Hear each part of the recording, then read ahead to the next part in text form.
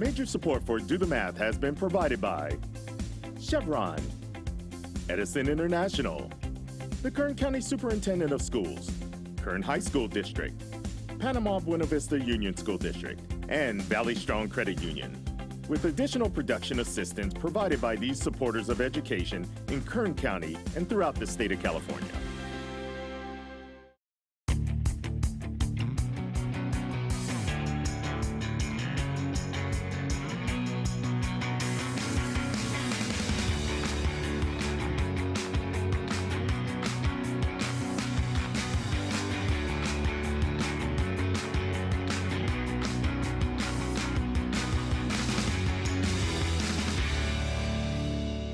Well, good afternoon and welcome to Do the Math. I'm Michael. I'm Devin. And I'm Dereck. For math homework help, call in Bakersfield 636-4357. Everywhere else, call 1-866-636-6284. Our email is dothemath@kern.org. And we're online at dothemathonline.net and on social media. All right, thank you for taking care of that. Dereck, where do you attend school right now? I attend school at Tevis Jr. And are you in 7th or 8th grade? 7th. All right, how is 7th grade? That's good. All right, good. Well, yeah, you've been on Do the Math before. Yes. Right, and you've been an ambassador, and you've told people about Do the Math. And I can tell that you have been doing an excellent job at being an ambassador, because every time you wear your shirt, that is letting people know about Do the Math. And I like how the shirt, you can tell that you've worn it a bit, right? It's kind of got that weathered look a little bit and stuff like that. So good. So you've been telling people about Do the Math. Yeah. So you had a good time on the show last time, which is why you're back again. All right. So what kinds of things have you been doing in 7th grade math? I've been doing expressions and let's see. That's what you're doing right now. Yeah. And you did a little bit of that last year, right? Yeah. So you're pretty familiar with them? You're comfortable with them? Yeah. All right. Well, perhaps you and Devin will have an opportunity to do a little bit of that later on. But first, do you notice anything about our set different than last year? Well, the table, and of course got some pumpkins. Yeah, the table's brand new, right? The set is brand new, and we do have pumpkins. So we have our KCSOS pumpkin and our Do the Math pumpkin. Those were expertly carved by our producers, Sophia and Mackenzie. So a big round of applause to those guys for taking care of those. But are you ready to do the social media problem of the day with me? Sure. All right, let's take a look at it together. Mike, Cece, and Devin, I wonder where they came up with those names, are competing in a golf match. Their probabilities of winning are as follows. So the probability of Mike winning is 20%. Probability of Cece winning is 5/100ths, and the probability that Devin wins is 3/4. So what do you notice when you look at that? What do you need to notice? What are you looking at? Well, first thing is that all of them are equivalently just a fraction. Okay. Like 20% can be 2/10, basically. Okay, so you're saying that percent, decimal, and fraction are related, let's say. Yeah. Okay, but I don't know if they're all equivalent right now, because if they were all the same, equivalent, we wouldn't have a winner. Yeah. All right, so what do you want to do next? How do you think you're going to tackle this? So probably the first thing I do is try to get them all to decimals. Now, So why would you want to get them all to decimals first, as opposed to percents or fractions? Because you have 3 different options, right? Well, it's easier to base it off if they're all on a common. And you want to work with decimals. Yeah. All right, perfect. Well, 1 already is a decimal, right? We have 0.05 And it's so for Mike winning, it's a 20% chance. And Now how you would we can- do that into a decimal? So you can move the decimal point two spaces to the left. So 20% would become 0.2. All right, so we have 0.2 for the top one, 0.05 for the middle one. Yeah, and for Devin, it's 3/4. Now, just by my mind, I know it's 75% out of, just 1 Okay, as a fraction. So I can say that that's 0.75. all right. So for So- Mike, you have 0.2, for CC 0.05, for Devin 0.75. So it would be Devin by 0.75. So Devin with 0.75, 75% you're saying is the winner. You're sure about that? Yes. I mean, because, some of those seem like they could be a little higher, don't you think? No. All right, good. I'm glad you're standing by this, because that's what we went over last year, right? When you have an answer, stick by it. Don't worry about the questioning, right? If you know that's the answer, you stick with your answer, right? I'm glad you remember that from last year. All right, so you're saying C is indeed the correct answer? Yes. All right, let's take a look and see if it is. All right, there you go, dude. First one done. Absolutely. Easy enough like that. Hey, we do have phone tutors available most Tuesdays and Wednesdays throughout the regular school year. 636-4357 is that phone number, and we'll take a look at today's Math in the News right now.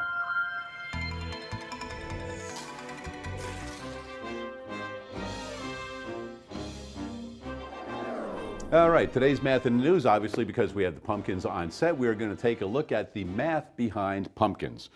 Of gourd, we will.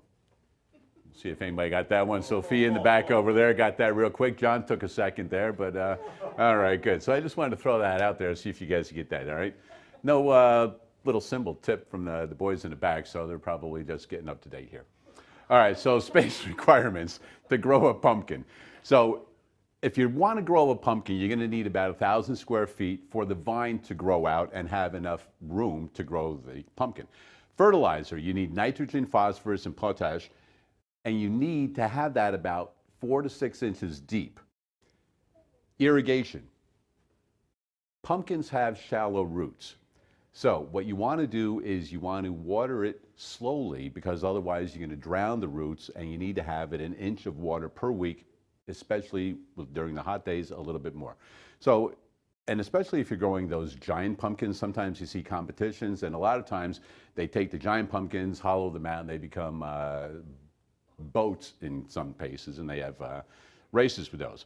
Warm weather, soil temperature 3 inches deep, it's got to be around 60 degrees Fahrenheit. So these are some of the requirements if you want a successful pumpkin patch.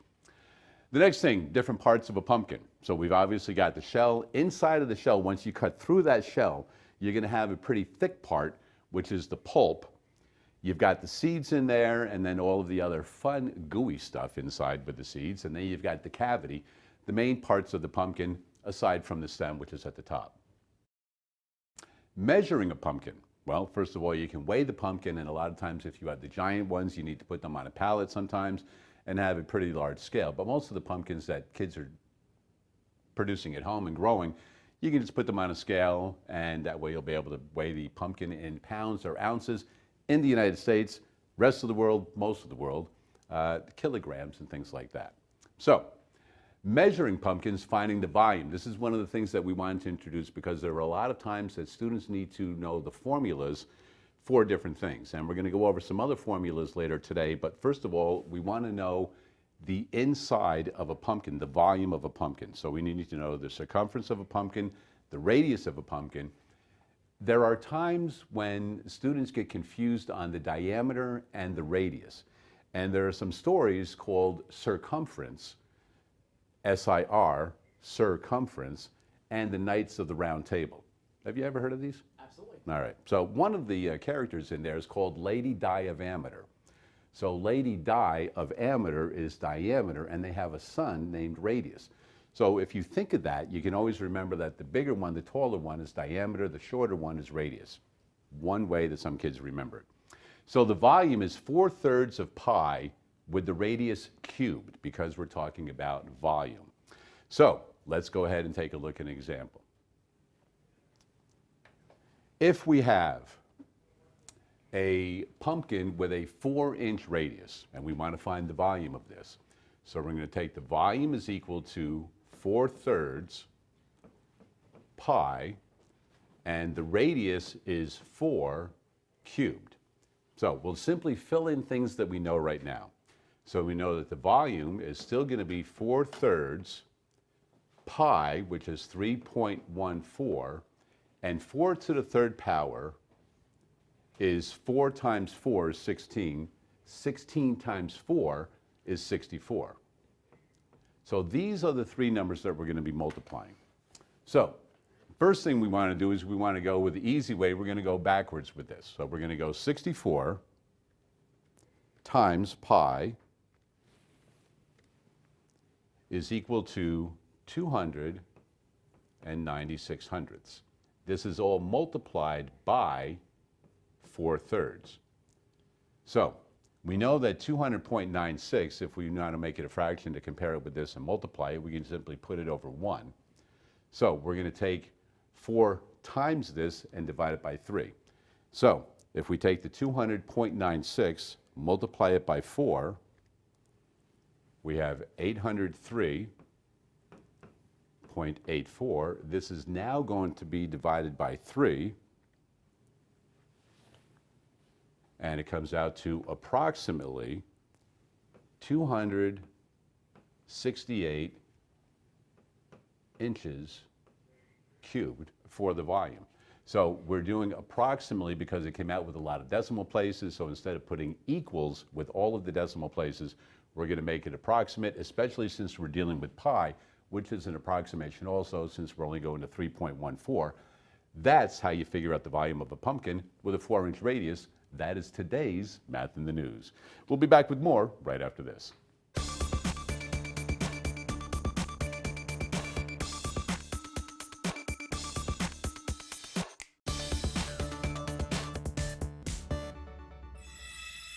Hey, good afternoon. I'm Scott. We're here to do a little bit of unique math that may help you out the next time you're doing some homework. I know that a lot of my students tend to have get a little confused sometimes, but also would like another way to think about positive and negative numbers.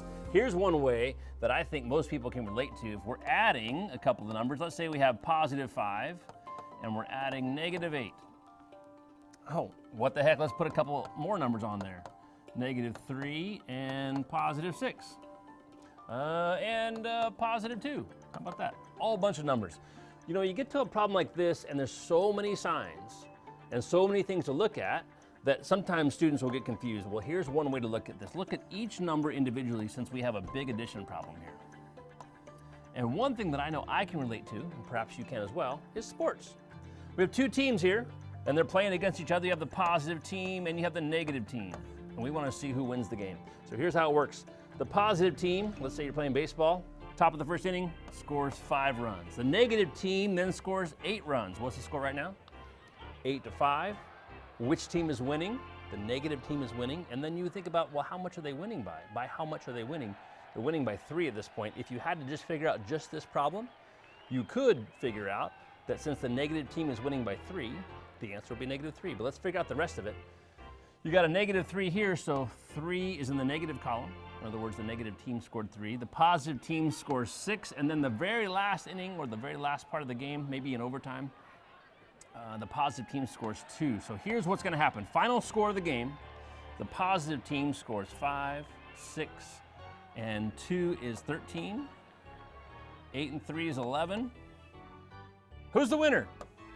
The positive team is the winner. So first of all, when I get to the end of this problem, put your sign down first. You don't have to worry about what happens at the very end of the problem.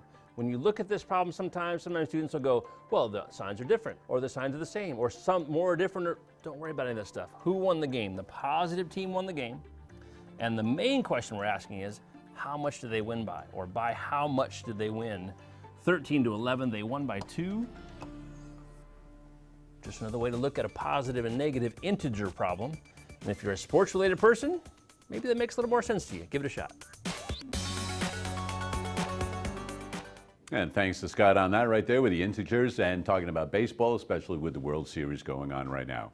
In studio, we have Dereck, a 7th grade student from Tevis Junior High. And we do have our pumpkins. Nice that you noticed those because the girls did put a lot of work into those pumpkins today.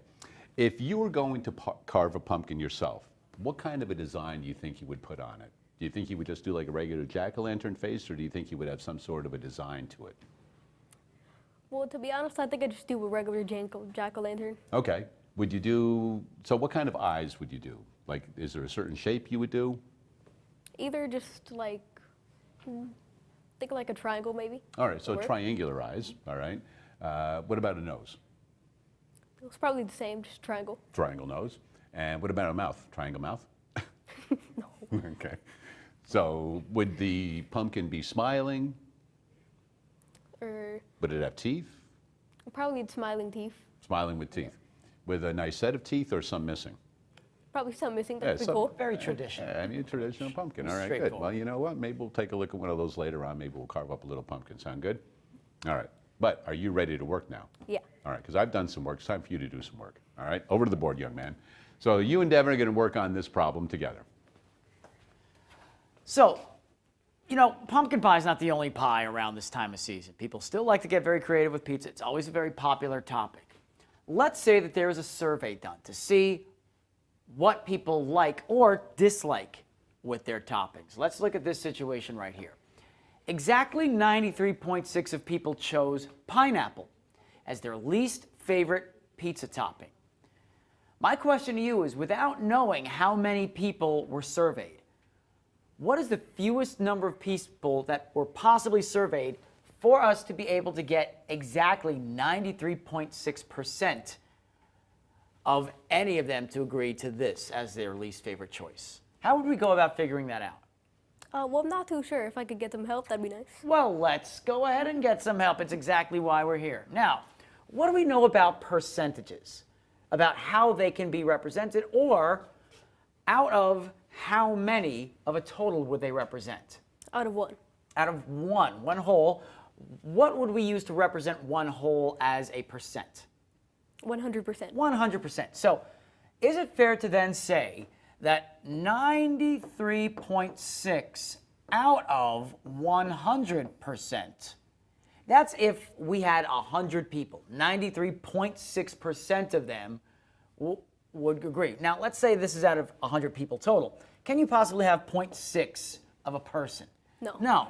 So chances are we need to create an equivalent fraction that allows us to have a whole number in the numerator here. Now, what could we try just as a first attempt to get this as a whole number in both the numerator and the denominator? Maybe multiplying by number, multiplying the numerator and denominator. Okay, what can we multiply those by? We can just try by 2. By 2. Again. Okay. Well, go ahead and multiply 93.6 by 2 and see what we get. Okay, so get 97. So you're going to go ahead and set this up with a standard algorithm, multiply by 2 in the ones place. So we would have, starting off with 2 times that 0.6, and just work through that as you normally would. 2 times 6. So of course we can get the dot or decimal down Get that here. one decimal place, very important. And then 6 times 2 is 12. Okay. Carry over the 1.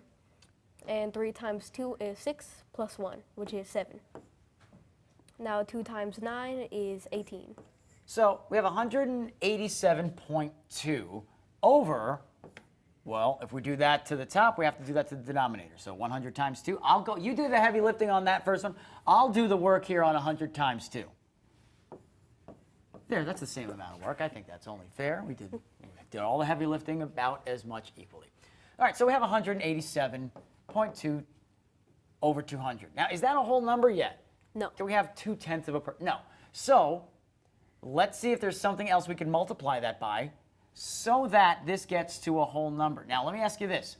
Is there something we can multiply 2/10 by to get to one whole? 5. So let's try multiplying this by 5. But before you do, we multiplied by 2, and we're about to multiply by 5. What would that be equivalent to?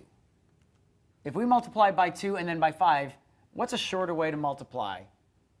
Just by 10? Times 10. Can we just do this? Can we just multiply by 10 with this from the Yes. beginning? And if we do so, what's the quickest way to do that?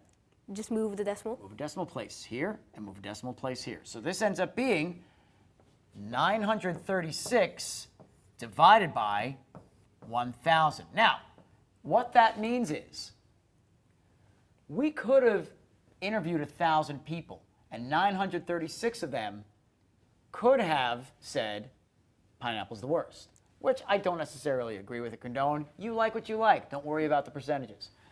But is there a way that we could find a lower value that would be an equivalent fraction to 936 over 1,000 that would give us a whole number in the numerator? Well, we could try dividing. We could the try to numerator. divide. Now, what could we divide 936 by? That would also be a factor of 1,000. So of course the simple answer would just be 2. We could do 2. If we keep doing 2, we're going to keep doing it over and over and over again. Are there other divisibility rules that could help us out here? Well, the first thing I'd try is 3.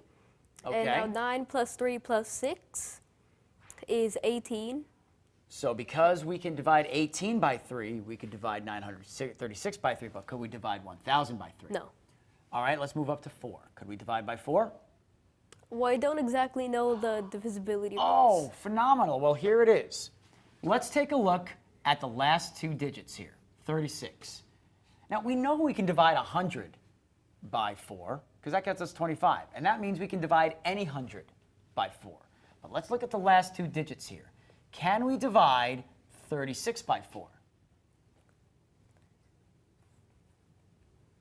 So how can, 36. 36, can we do 36 divided by 4 and get something as a whole integer?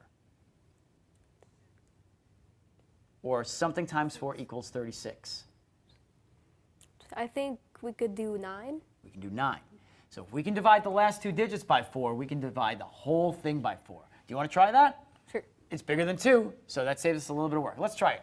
Let's do 936 divided by 4. Okay? You do that. I'll go ahead and take the denominator. This really is an unfair program. I'm doing all the easy division and multiplication. But this is where you get to shine. 936 divided by 4 and see what we come up with. Okay.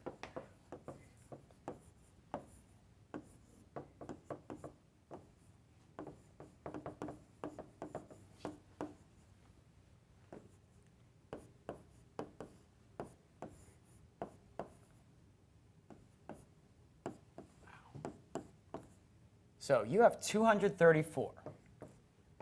1,000 divided by 4 is 250. Now, is there a common denominator between these two that we could divide by, again, to get a smaller whole number numerator? Of course, the first thing again is just 2. Can we just do 2 here? Let's do that. Let's try 234 divided by 2. Or you know what? I feel like I do need to do my fair share. So can I do 234 divided by 2, and then you'll take 250 divided by 2 this time? I think it's time to balance that out. So let's try that. 234 divided by 2. I'll go ahead and use the standard algorithm just as you had here. 1, and I'm going to have 1 left over, and 7. So I have 117.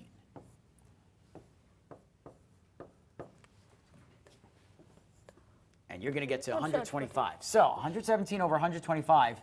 Let me ask you this. Are there any common denominators between 117 and 125? Not that I instantly get. No. I don't think there are, because there's really very few factors of 125. You could do 1 times 125. You could do 5 times 25. That's pretty much it. So can we divide 117 by any of those? I don't think so. I don't think so, which means that the fewest number of people possibly surveyed here, in order for a portion of them to equal 93.6%, is 125. So we can do a survey of 125 people, and if 117 of them say pepperoni, fine. Sausage, okay. Pineapple, thumbs down. Then that would be equal to 93.6%. There you go. Great problem right there, guys. And speaking of pineapple on the pizza, whether or not you like that, we have something just as tasty. For a great problem right there, you've got yourself a meal courtesy of our friends at Chick-fil-A. So congratulations on that. Was just there today. Mighty fine stuff over there. Troy loves when all the kids go in from Do the Math, especially if you wear your t-shirt when you go to Chick-fil-A. They especially like that right there. Hey, you know what? We'll be back with more right after this. Are there rivers and lakes on other worlds?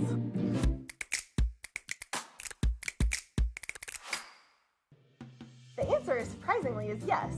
Titan, which is the largest moon of Saturn, has lakes and rivers on its surface. Unlike Earth, the rivers and lakes and streams on Titan are made out of methane and ethane. But very much like Earth, there's what we call a hydrologic cycle. So methane can move back and forth between the surface and the atmosphere. That means that we don't just have lakes and streams and rivers, we also have rain and clouds. And Titan is one of the only places in the solar system where it might be possible to see a rainbow. At other points in solar system history, we do think think that other worlds also had lakes and streams. Mars, for example, we know had a lot of liquid water on its surface earlier in its history. But today, there's only 2 places in our solar system that currently have liquid on their surface: Earth and Titan. So, are there rivers and lakes on other worlds? In our solar system, the answer is definitely yes. But we also know that there's more to be discovered as we start to learn more about planets around other stars.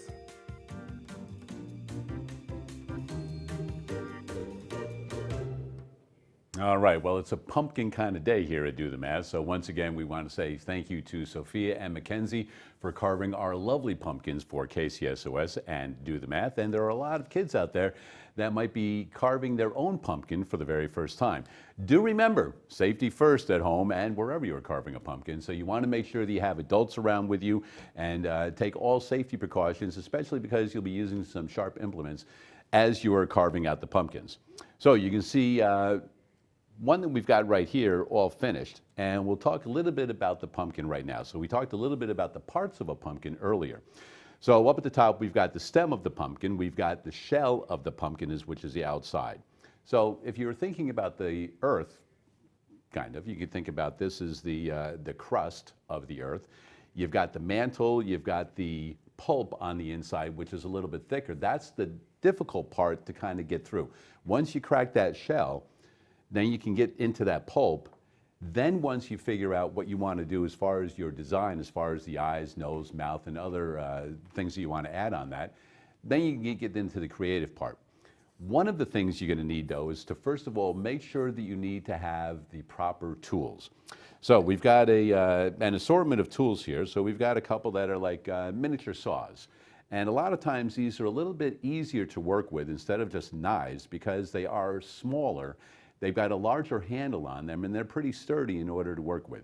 And a lot of times if you are a bit younger and it's a little bit more difficult for you to get these into the pumpkin through that shell, that's when you want to have an adult work with you at the first time.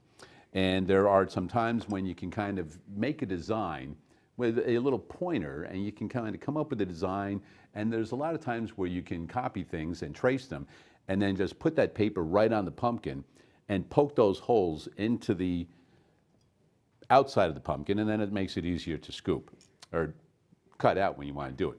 Then there are obviously some other types of tools that you can use. This one I'm going to stay away from. Kind of reminds me of a dangerous saw, I guess, because it's going to go flying. It reminds me of a spur, actually, on a Western boot.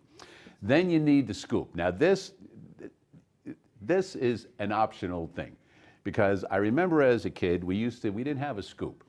And there were times when you might use a spoon to do that, but a lot of times it was just get in there with your hands and you're just going to dig it out, and you used your hands and your fingernails, and that was it. Now, when you do that, all of this lovely stuff, right? Because we can see that we've got our math right here, okay? And when we cut out the different shapes on the pumpkin earlier, but you see all of this stuff, right? And this is the stuff that when you're a kid, you're like, yeah, this is the stuff that you want to get, right? So you've got the seeds, and you've got, I mean, there's just no other way about it than just to call it stuff and guts, right? And one of the jokes I remember some kid told me was like, why was the pumpkin afraid to cross the road? Well, he didn't have the guts. See, the guts were already out, right? So it would have been something like that. Anyway, those of you that got it, great. But let's go back to our pumpkin that we were looking at earlier. So as far as the designs went, we wanted to make sure that the pumpkin had some geometric shapes and organic shapes. So there's a difference between those. So we can see that the eyes, we have a square and we have a triangle up on the top. So those are the two eyes that we've got. So we can see when we cut them out, so the shapes, we've got a square and a triangle. Now there are some different things that you can do with shapes like this. So you can first of all figure out the perimeter, right? You can figure out the area. And when you're figuring out the area of a triangle, that is 1/2 the length times width. Because if you want to do the area of a square, it's just length times width, and those numbers would all be the same. But if you have a rectangle, those two numbers are going to be a little different. A triangle is 1/2 of a square, so that's why it's 1/2 length times width. Circles, That's a big one because when we talk about Pi Day in the middle of March, Pi Day is coming up a few months, but when you want to figure out the two different things about a circle, you've got the circumference of a circle and you've got the area of a circle. So for the circumference of a circle, you want to go 2 pi r. For the area of a circle, you're using the same three things, but you're putting them in a different order. Instead of multiplying by 2, you're using the 2 as an exponent because now you're doing area. So instead of 2 pi r for circumference, you're doing pi r squared for the area. Down at the bottom, you can see that we have some organic shapes. And the one that we have, this is purely organic. There's no description to otherwise describe that, otherwise it's just an organic shape. The other one that we've got also counts as an organic shape because there's nothing as far as geometric about it other than it's symmetrical. So a heart, you can see, has one line of symmetry right down the middle from the top to the bottom, because then it's identical on both sides. You cannot cut it across any other way and have it be symmetrical. So what we're going to do right now is kind of going to happen pretty quickly, but we're going to attempt to carve a pumpkin with some different shapes. There's going to be organic shapes, geometric shapes, but we're going to kind of do this. And while we're doing this, do remember that on the inside of this thing, this is where the fun is. When you get the guts outside, and remember, if you have a kit, and a lot of stores have kits like this now, but you can get a scooper. But one of the fun things about this time of year is taking the pumpkins and actually getting your hands in there, then taking all of the guts, and you want to separate the seeds. And those of you that are extra adventurous will take the seeds and separate them, and you kind of dry them out, you roast them, you salt them up, and there's nothing better than a fresh roasted pumpkin seed, but just a little dash of salt on there, or whatever other spices you prefer to put on there. So, once again, you really want to make sure that you've got some adult supervision if you're not old enough to be using these utensils on your own. Make sure that you've got implements that are safe to use and you are comfortable using them. Otherwise, you can come up with the designs and you can have your parents or another adult cut out the designs that you come up with. So I think I'm going to go with the sturdier little saw, and let's go ahead and we'll see how this turns out, all right? So first of all, we're going to work on some eyes. Oh, great, they've got the under pressure music right there. We're going to work on the nose. We'll see if we can get this thing going. And sometimes it's a little bit easier when you're determined. There we go, we're going to get it. And we're going to get some other things going here.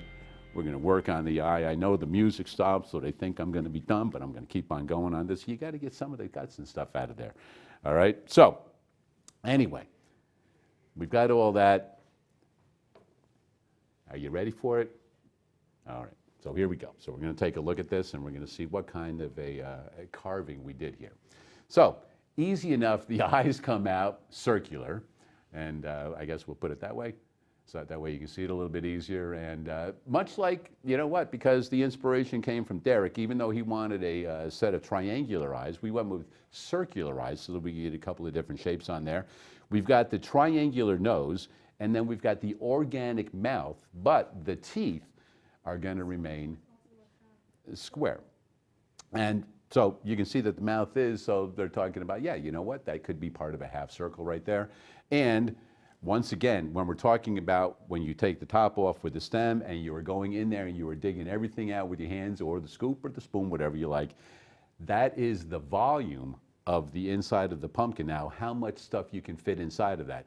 I've not yet seen a trick-or-treater come around with their own hand-carved pumpkin trying to put candy inside of this thing. That would be quite a thing. You know what? If a kid came by with a hand-carved pumpkin, something like this, they would get more than a piece of candy. They'd get a couple of pieces of candy. And you know what? As a matter of fact, it's a lot of fun. So if you do have an opportunity and you would like to carve a pumpkin, whether or not you celebrate the holiday is not the issue, but simply learning about pumpkins, learning about how they grow, learning about the math behind pumpkins, having some fun looking at the science side of it also. And there you go. That is our Do the Math pumpkin activity for today. We'll be back with more right after this. From Leonardo da Vinci's 500-year-old drawings to Star Wars movies today, humans have always dreamt of flying. Aerospace engineers make those dreams come true, whether testing in-atmosphere aircraft for travelers or designing spacecraft for astronauts. Aerospace engineers also design satellites and missiles and test materials for endurance and adaptability, from prototype development to manufacture and beyond. These engineers are involved at all stages of production and maintenance. An engineer's attention to detail and rigorous documentation is crucial for a project's success and can even save lives. Aerospace engineers must be problem solvers with strong analytical and advanced math skills, who can create and clearly communicate designs that meet regulations. They must ensure all the customer's requirements are fulfilled and resolve any problems, all while ensuring safety and minimizing cost. Typically working full-time, aerospace engineers, especially project directors, often put in extra hours to coordinate with essential team members and ensure that deadlines are met. Aerospace engineers need a bachelor's degree in aerospace engineering for most positions. To advance in their careers, they often earn advanced degrees and a professional engineering license. In this vital role, no detail is too small to matter. Projects soar and crash on the wings and work of aerospace engineers.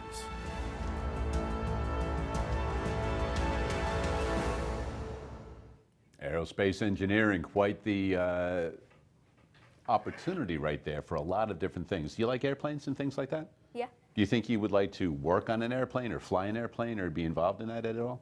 I'd like to work with it, yeah.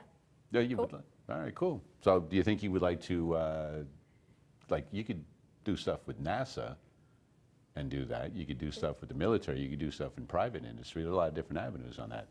So I know we're just throwing that out there right now. Do you think you'd ever become a professional pumpkin carver? No. Okay, yeah, that's good. Probably not. Do you like the pumpkin I did over there, though? That's pretty sweet, huh? Give me one of those right there. There you go, brother. All right, so I know that we are going to get you back to work, but first we have a problem that Addison phoned in with, and Devin is going to take care of that problem right now. It's with a little estimation and multiplication. Absolutely right, Mike. And Addison called in with a couple of problems about estimating some products. So before we actually multiply these out, we want to get an idea of what they should be close to so that as we work towards a solution, we can get a sense of whether we're going to be in the right area. Now, the way that we do that is by the greatest place value. So in both of the problems, we have 7 times 9,499. And we also have 6 times 6,517. When we round from a thousandths place, we need to look at the hundredths place to see what's closer. Now, halfway through the hundredths place, in the thousands here with 9,499, this is actually very close to 9,500, which would kick us up to 10,000. However, we're just below that. So what we would do to estimate when this one is round down to 9,000. So when we estimate 7 times 9,499, we're actually going to use 7 times 9,000. And we already know we're going to have our thousands place here, so we're really just looking to multiply 7 times 9, which in this case would be 63. So we're going to estimate that 7 times 9,499 is going to be close to or around 63,000. If we do that over here, let's try out with our standard algorithm, 9,499 times 7. We're going to help you out here in the sake of time. Let's go. So it's 66,493. 66,493. So could we say that that's close to 63,000? I would say so. Let's go ahead and do the same thing over here. Now, even though 6,517, that 517 is not too much farther away from 499, it's above that halfway mark. So in this instance, we're going to round up. 6 times 7,000. We already have our thousands zeros, so we're going to do 6 times 7, which would be 42,000. Now, if we multiply 6 times 6,517, we're hopeful that it gets us close to 42,000. Mike? 39,102. 39,102. Is that reasonably close to 42,000? Absolutely. Now, if your estimate is higher than the halfway point, your estimate might actually be higher. If it's lower, then your estimate might be below what it actually multiplies out by. But by getting close, you'll have an idea of whether your multiplication will be accurate with whatever you end up with. There you go, nicely done. And it's kind of nice to see that each of them, one was high, one was low, but they're both about 3,000 difference because we're dealing with thousands. Absolutely. All right. So Addison, you've got yourself a pass to go visit CALM. So congratulations on that. All right, Dereck, your time is now up. Over to the board. You and Devin have 5 minutes to work on this problem. And how about this one? First of all, you're very familiar with fractions. Yes. How are you about fractions within fractions? Not too bad. Okay, oh, good to see. So if I was to say 1/4 over, actually, let me try this again. Let me try this. What if I was to say 1/2 over 1/4? What would that be equivalent to?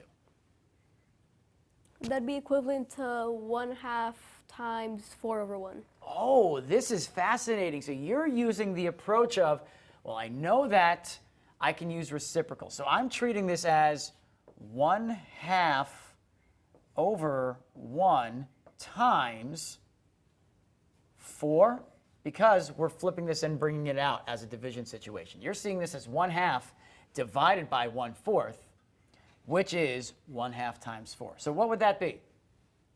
That'd be 4/2 or 2. 2. Excellent. That is really wonderful to hear, because the idea of a fraction within a fraction can take a concept like fractions, and students might struggle with them and make them even more complex. But you're on top of this, which means you are primed for this challenge. Over here, we have the digits 1 through 9. Here, I have a situation where I have a fraction over a fraction equaling a fraction over a fraction. Each of them are unit fractions. Your challenge is to figure out which digits go in these boxes to make this a true statement. And you can only use a digit once.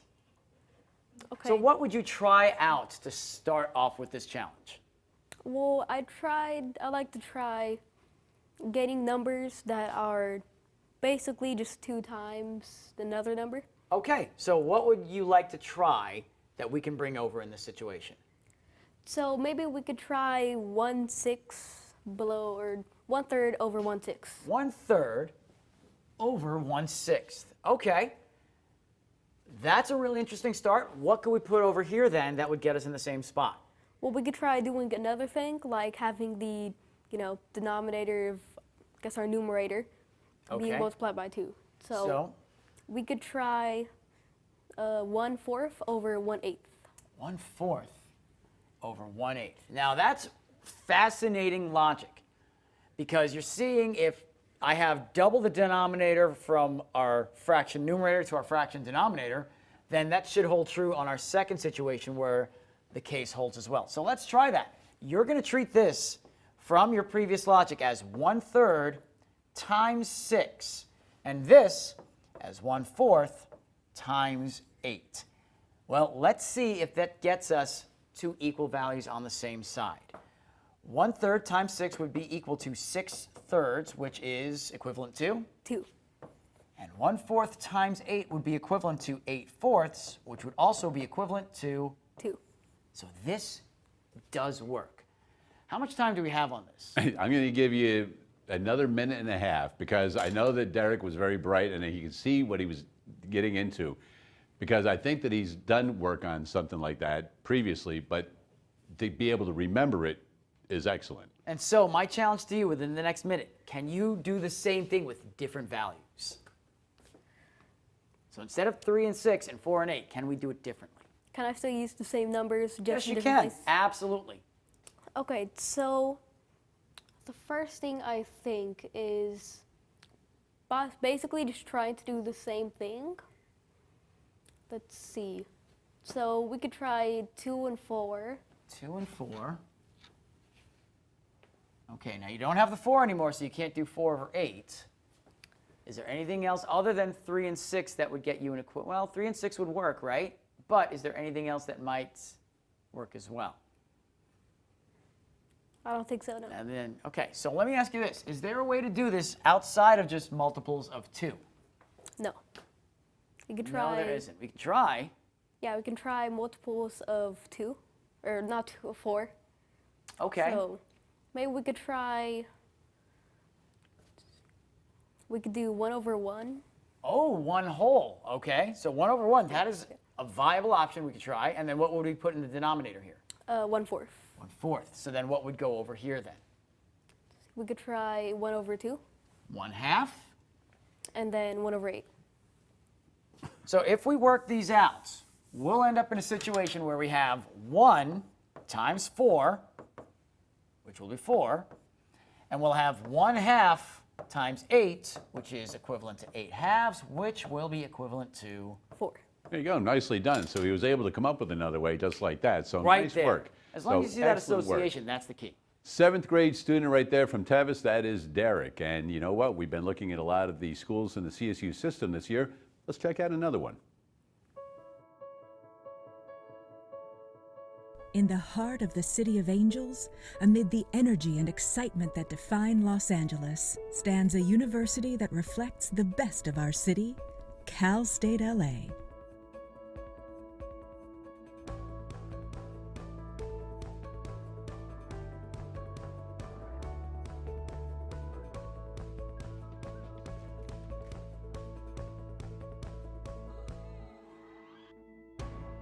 Our university is a community that embraces all people.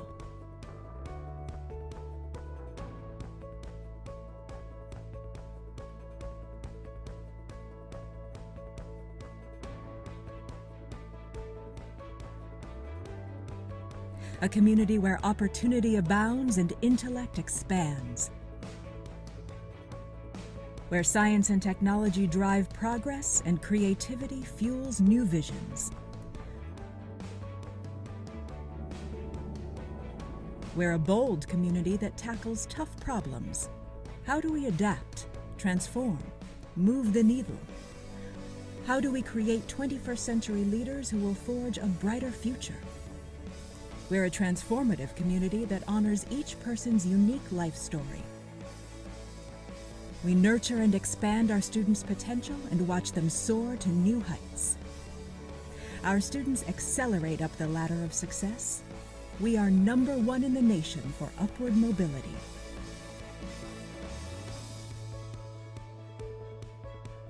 We're a community that values the voices of our people.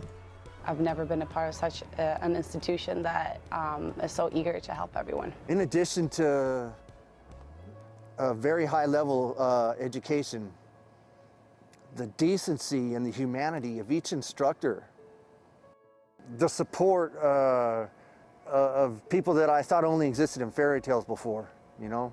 And I want to be able to give those services back to the community I'm from, which is like the urban Los Angeles area. That little community that is built in Cal State LA is just one of the things that is unmatched anywhere else. The ability to tell a story that mattered to the rest of the world, because I had that interaction with people from all over the world. So it completely changed my life being at Cal State LA. Amazing. But I can't overstate what happened to me at Cal State LA. It opened every door career-wise that I experienced. And my friends here today say, my goodness, I don't feel that way about any school I attended. But I do, I sincerely do. We're a civic-minded community that gives back to our city, our region, and the world. We're engaged and involved.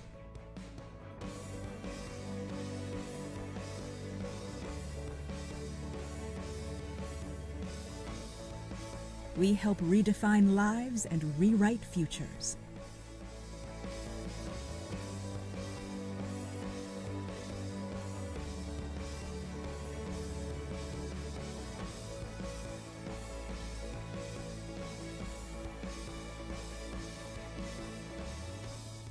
We are Cal State LA Golden Eagles. We are LA.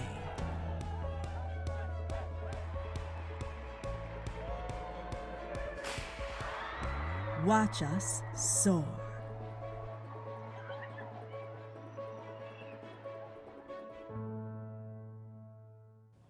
All right. right, in studio we have Dereck, a 7th grade student from Tevis, and you're in 7th grade right now, but pretty soon you're going to be going to high school. Do you know where you'll be going to high school? I think Stockdale. All right, so you think Stockdale. Have you thought anything about after high school? Like, have you started thinking about a career or anything that you might want to do once you're through with high school?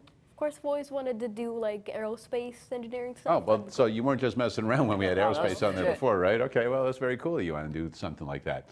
So have you thought about schools or things that you might need to go to get trained to do that yet, or not yet? Not yet, no. All right, well, you're only in 7th grade, right? But at least you have an idea and something to kind of shoot for, and things might change as you get older, but at least you've got a starting point to go to.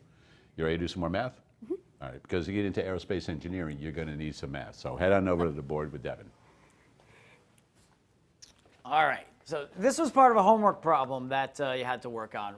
We saw a polygon, and each side of the polygon was represented by algebraic terms, either a variable, a coefficient, a constant. And what we need to do is simplify how we could find the perimeter of this shape. So how would you go about simplifying or writing an expression to find the perimeter of what we see here? Well, of course, you'd first just have to find the perimeter. Okay.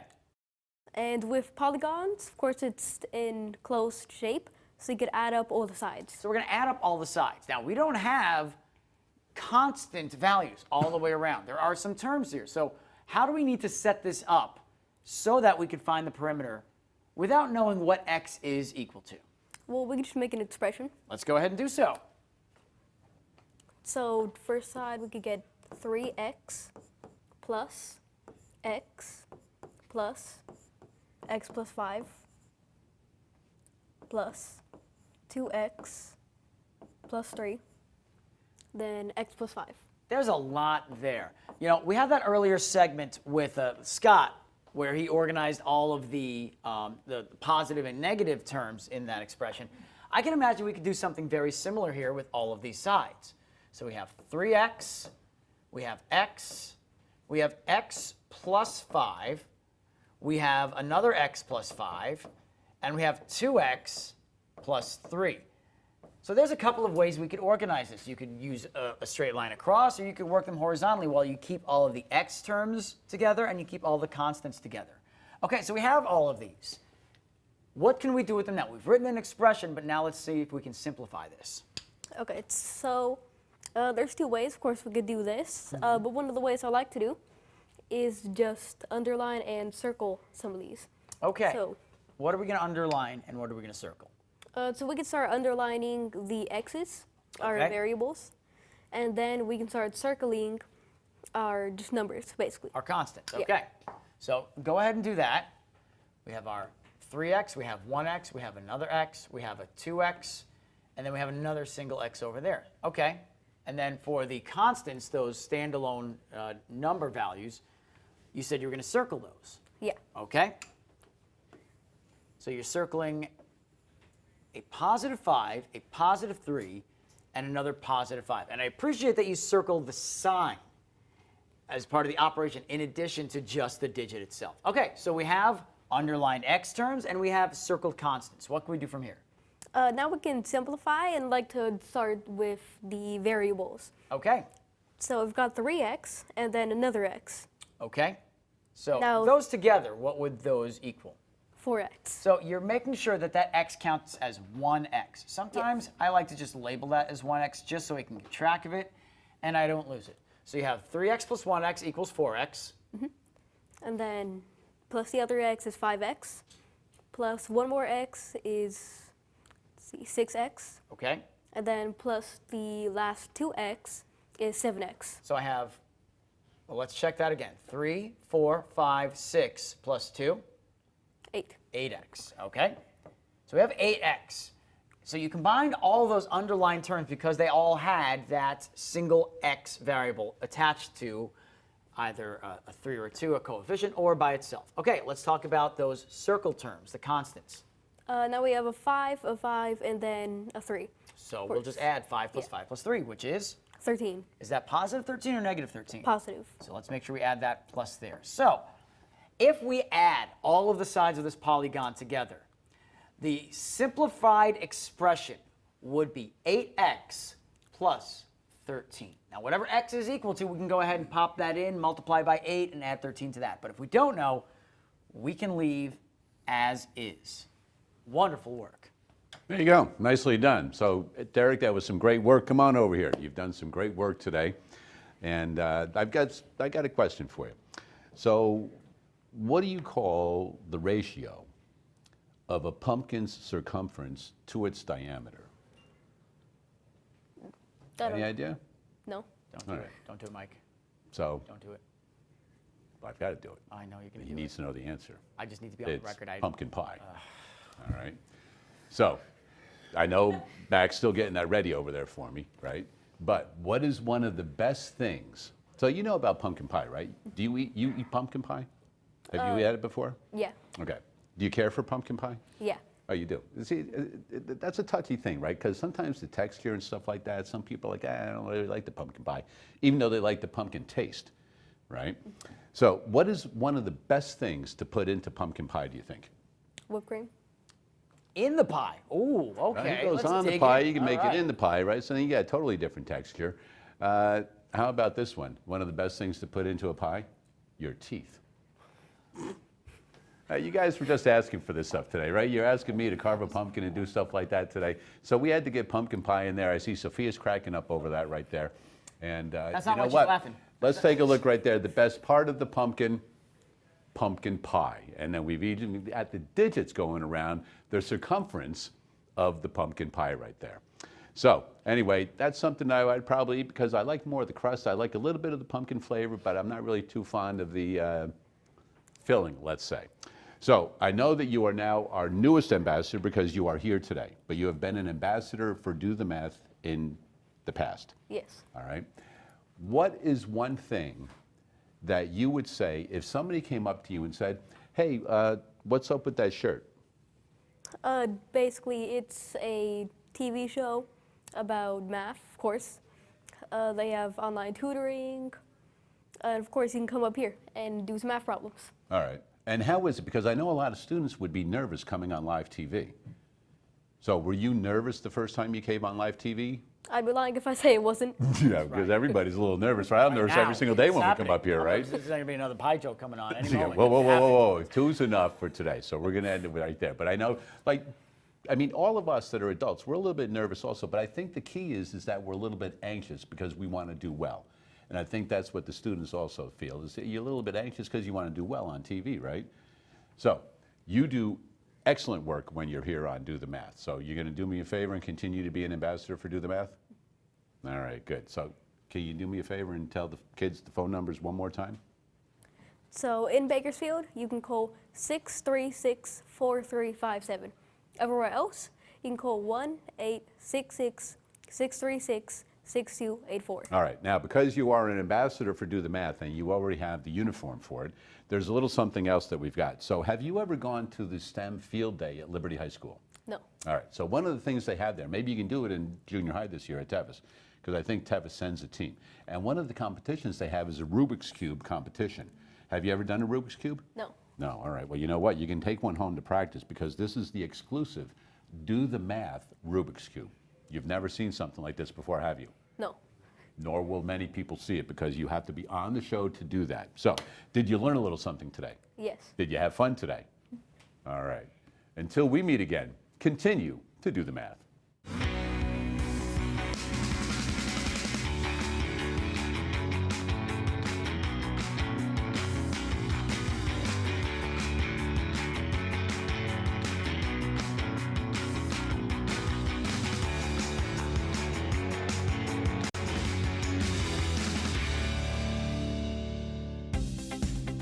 Major support for Do the Math has been provided by Chevron, Edison International, the Kern County Superintendent of Schools, Kern High School District, Panama Buena Vista Union School District, and Valley Strong Credit Union, with additional production assistance provided by these supporters of education in Kern County and throughout the state of California.